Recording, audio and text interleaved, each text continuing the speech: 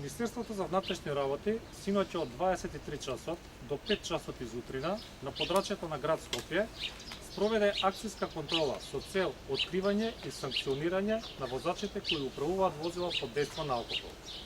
Алкотестирани се 726 возачи, а кај 248 од нив е утврдено присуство на алкохол над дозволеното. Покрај тоа санкционирани се уште 252 други прекршоци. Министерството за внатрешни работи и во наредниот период ќе презема вакви акцијски контроли и активности со цел да се стави ред во сообраќајот. Набавени се нови 80 дрегери, односно апарати за проверка на алкохол кај возачите. Во оваа прилика сакам да упатам уште еден апел до граѓаните, односно до учесниците во сообраќајот, да ги почитуваат сообраќајните правила, се со цел да ја зголемиме безбедноста на патиштата. Само за алкохол или